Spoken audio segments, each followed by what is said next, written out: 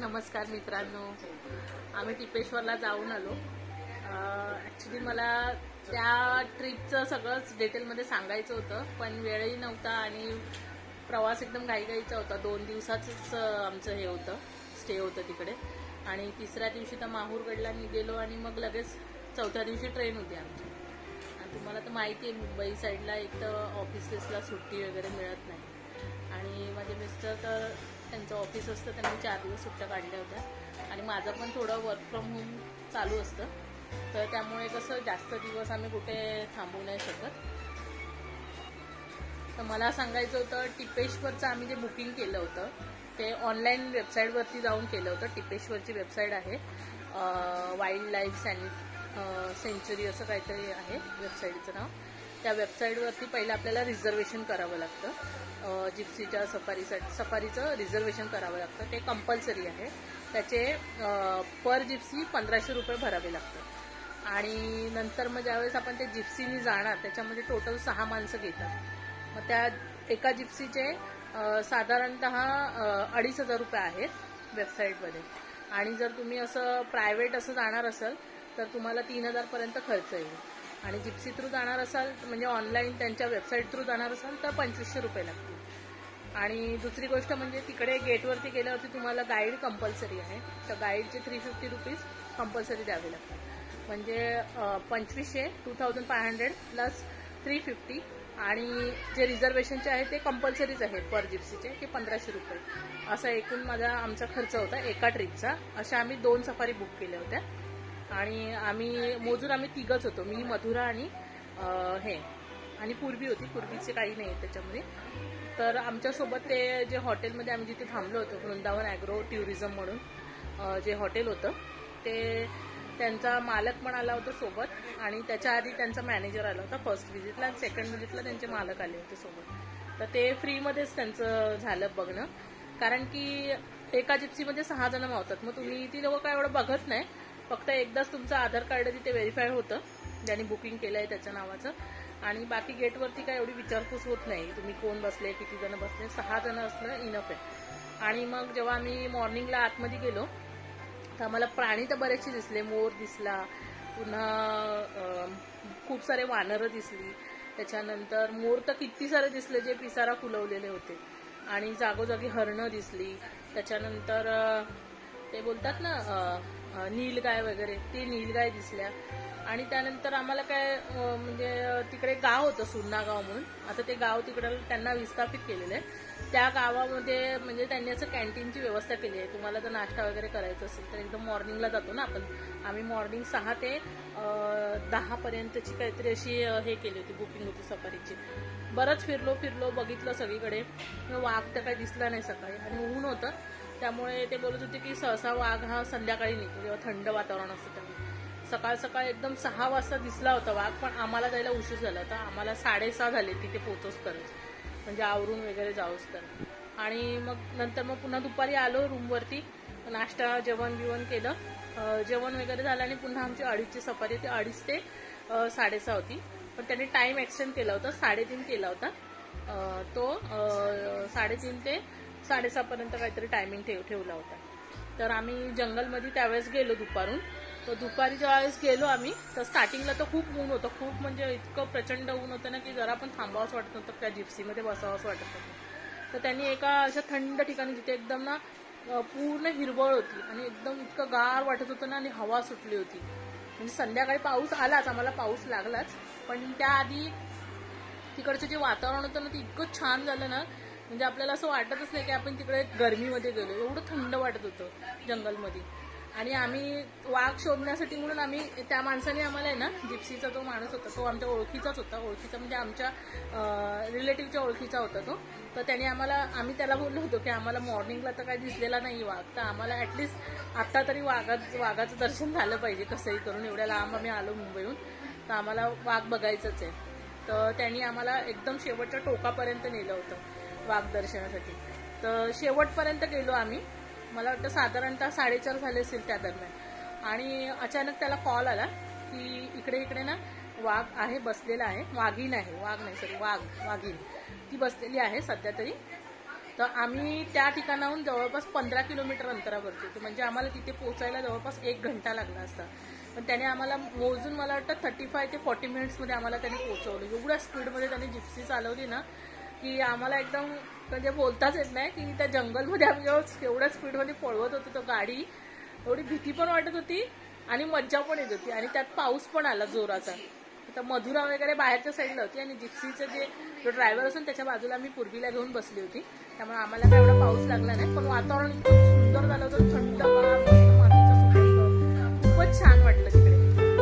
कसं तरी करून आम्ही पोहोचण्याच्या ह्याच्यामध्ये होतो तिकडे की अरे आपल्याला आता बघायला मिळेल की नाही वाघीण बसली आहे का, उठली का, गेली तिकडून निघून. कसं तरी आम्ही तिकडे पोहोचलो त्या ठिकाणावर. एवढ्या जिप्सी तिकडे, अरे वा. आणि आमची जिप्सी सगळ्यात मागे आणि ती वाघीण बसूनच होती तेवढा वेळ, आणि आम्ही लोक त्या जिप्सीच्या वरती चढून चढून बघत होतो अरे वाघीण दिसते की नाही, दिसते की नाही. आणि दिसली, ती उठली थोडं, आणि उठली तर आम्हाला दिसली पण खूप लांबून दिसली. मग त्या जिप्सीवाल्याने काय केलं, ड्रायव्हरला सांगितलं की जिप्सी मागे मागे घे, कारण की एक असा नाला होता, नाला बोलू नाही शकत त्याला, एकदम हिरवळ होती त्याच्यामध्ये आणि थंड असं पाणी बिणी काही नव्हतं, कोरडं होतं ते. तर ती वाघीण तिकडून चालायला लागली. तर त्या जिप्सीवाल्याचा जो गाईड होता ना आमच्यासोबत, त्याला बरोबर माहिती होतं की वाघीण आता इथून निघाली तर ती कुठे निघणार आहे बाहेर. तर त्याने आम्हाला तिकडे नेऊन उभं केलं जिथून ती बाहेर निघणार आहे त्या स्पॉटवरती. आणि आम्ही तिकडे जाऊच तर ती वाघीण हळूहळू तिथे पोहोचली. आणि मग नंतर नेमकी ती आमची पुढे आमच्या एक जिप्सी होती आणि त्याच्या मागे आमची जिप्सी होती, एकदम बाजूलाच होती. ती वाघीण बरोबर तिथूनच निघाली आणि आम्ही एवढं जवळून वाघिणीला बघितलं ना, अरे बापरे, एकदम थ्रिलर एक्सपिरियन्स होता तो. म्हणजे भीती पण वाटत होती आणि आम्ही शांतपणे बघतच होतो, पण एकदम असं थरथरायला पण होतं, अरे एवढं जवळून वाघायला बघतोय आपण. भीती पण वाटत होती आणि मज्जा पण येत होती. पूर्वीनी तर एकदमच जवळून बघितलं, म्हणजे आमच्या जिप्सीच्या अगदी बाजूला तो नाला चालला होता ना, त्या नाल्याच्या इथून ती गेली. आणि मग पुढे जाऊन ती एक झाड होतं, त्या झाडाखाली बसली. तिथे मला वाटतं थंड असेल वातावरण एकदमच, कारण तिथे जमीन ओल झाली होती, पाऊस जस्ट पडून गेला होता आणि वातावरण पण थंड होतं. मग त्या ओल जमिनीवरती ती जाऊन तिकडे बसली. मला वाटतं साधारण एक 15-20 मिनिटं ती तिथेच बसून होती आणि सगळ्यांना वाटलं की आता ती पुढच्या साईडच्या नाल्याच्या इथून बाहेर निघेल. पण ती काय तिथून उठलीच नाही आणि सगळेजण जिप्सी घेऊन तिथून निघून गेले. आणि आम्ही ते जिप्सी घेऊन आम्ही तिथेच उभं होतो. म्हणजे त्या गाईडनीच सांगितलं होतं ड्रायव्हरला की इथून हलू नको, तू ती आता उठणार नाहीये लवकर. तर आम्ही बघतच होतो तिला, म्हणजे काय करते, पानांना वगैरे अशी टच करत होती, वरती खाली इकडे तिकडे बघत होती. बराच वेळ गेला, असा 15-20 मिनिटानंतर ती उठली.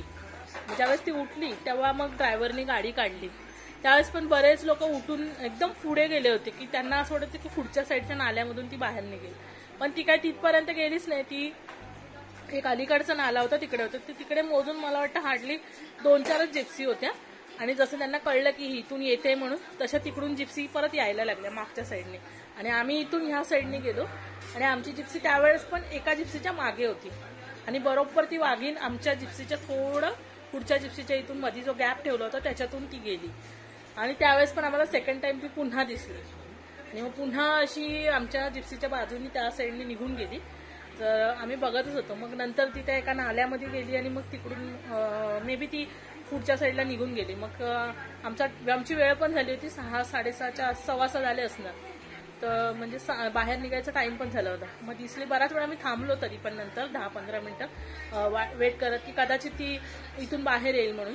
तर ती काय आली नाही तिथून आणि आमची वेळ झाली होती. मग आम्ही तिथून निघालो.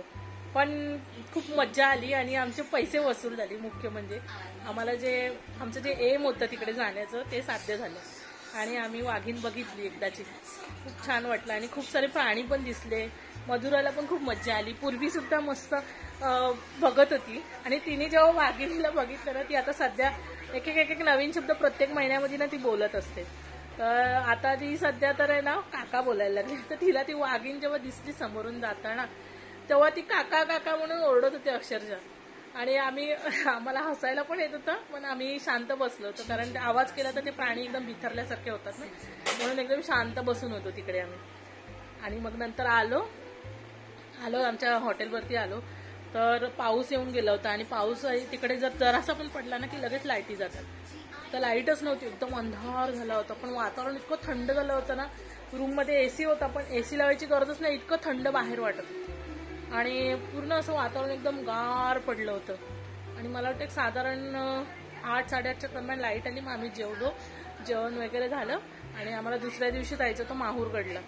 मग आम्ही झोपून सकाळी मला वाटतं एक साधारण आम्ही 8च्या दरम्यान उठलो, नाश्ता वगैरे केला, रूमवरतीच केला. मी बॅगा वगैरे आवरल्या, सगळं आवरून बिरून झालं. आम्हाला 12:30ला निघायचं होतं. 1:30ची का 2ची शेवटची बस होती तिथून माहूरगडला जाण्यासाठी. मग आम्ही तिथून पांढरकवडा बसस्टँडवरती गेलो. तिथून मग बसवरून मग पांढरकवडा बसस्टँडला गेलो आम्ही आणि तिकडून आम्ही नांदेडची बस पकडली, ज्याच्याने आम्ही उतरलो इथे माहूरला उतरलो. त्या बसस्टँडच्या इथेच आम्ही एक रूम पण घेतला, कारण आम्हाला तिथे काय जास्त वेळ थांबायचं नव्हतं. तर समोरच रूम घेतला आणि संध्याकाळी आम्ही मला वाटतं 6-7:30च्या दरम्यान आम्ही जेवून बिवून माहूरला गेलो. माहूरच्या रेणुका देवीचं दर्शन घेतलं. तिकडे आरती पण भेटली आम्हाला, रात्रीची आरती वगैरे करून आलो खाली आणि जेवण केलं, जेवलो आणि सकाळी उठून पुन्हा 8-8:30ला नाश्ता करून मग आम्ही लगेच आम्हाला इथे जायचं होतं, कारण आमची 1:30ची ट्रेन होती. किनवटहून आम्ही जाणार होतो. ॲक्च्युली आदिलाबादहून सुटली, पण आदिलाबादहून आम्ही तेवढ्या लांब परत मागे कशाला जायचं म्हणून तिथून किनवट जवळ होतं ना, तर किनवटला गेलो. तर किनवटला पोचलो आणि मग तिथून ट्रेन पकडून मग आम्ही आलो मुंबईला. दुसऱ्या दिवशी सकाळी पोचलो आम्ही पहाटेच एकदम 7-7:30पर्यंत घरी आलो. मग आल्यावरती सगळं आवरावर आणि कपडे बिपडे सगळे धुवायचे होते. तर 2 दिवस मला अक्षरशः टाईमच नव्हता. घर पण आवरायचं होतं आणि सगळे कपडे वगैरे पडले होते ते सगळे आवरले. आमच्या बॅगा बिगा लावल्या व्यवस्थित सगळं. आणि आत्ता कुठे मला फ्री टाईम मिळालाय. पूर्वी आता खेळते वेड्यासारखी कधीपासून. तिला खाऊ पिऊ घातलेलं आहे मी. ती एक एक करामती करते. आता कुठे जिथे कपाटा दिसेल त्याच्यामध्ये जाऊन घुसून बसते. ती जरा पण हालायला मागत नाही. तिला घेतलं की मग रडायला लागते. आता पण त्या कपाटामध्ये घुसून बसले बघा. एवढ्या खेळण्या तिच्या समोर टाकल्या आहेत मी, पण ती एका पण खेळणीला हात नाही लावत आहे. तिकडे जाऊन बसले. त्याच्यामध्ये काय ना काहीतरी मधुराची मला वाटतं हे आहेत पुस्तकं, वया पुस्तकं आणलेली आहेत मित्राकडून. तिने आणलेली आहेत जुनी अशी 6th स्टँडर्डची. त्या बॅगला हात लावत बसले आणि कार पण घेतली खेळायची ती.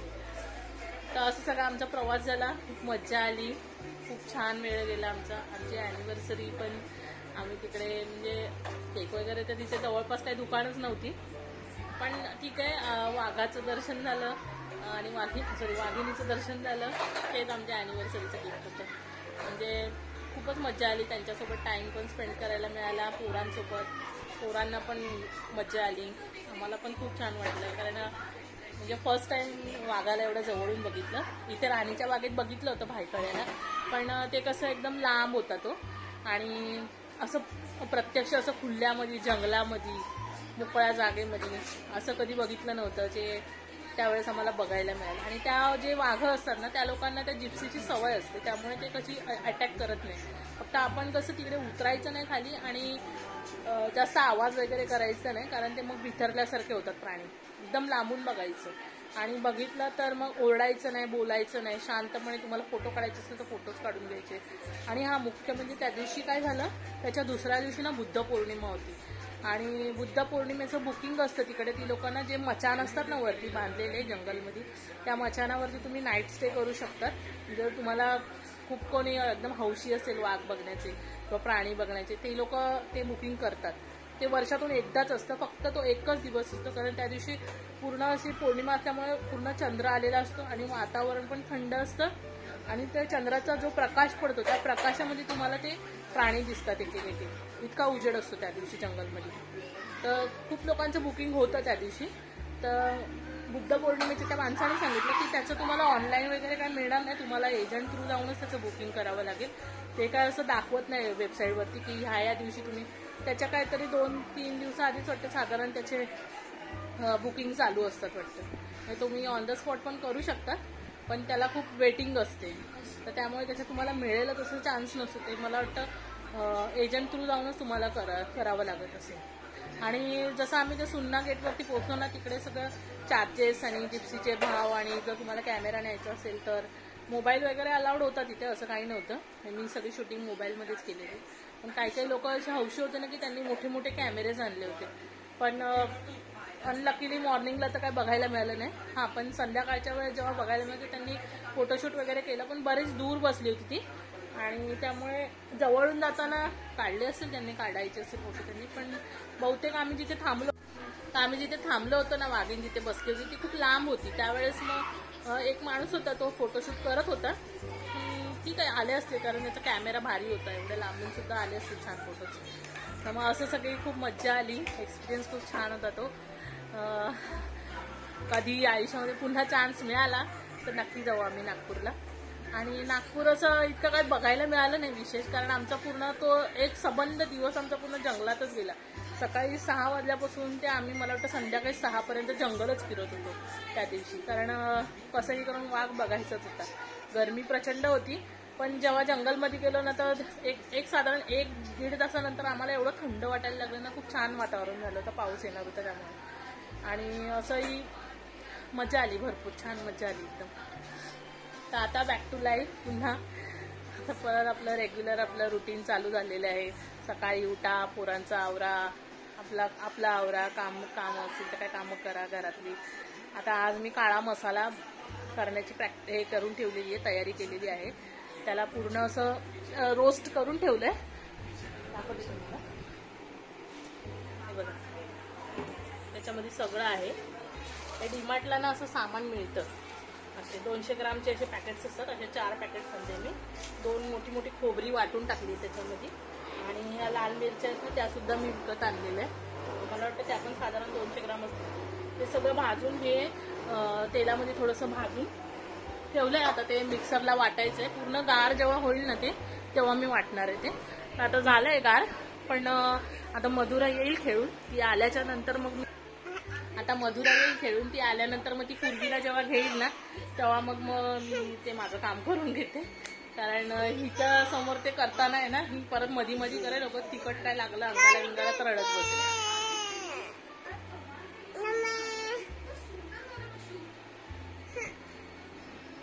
हाय बोल सगळ्यांना, हाय हाय, टाटा टाटा.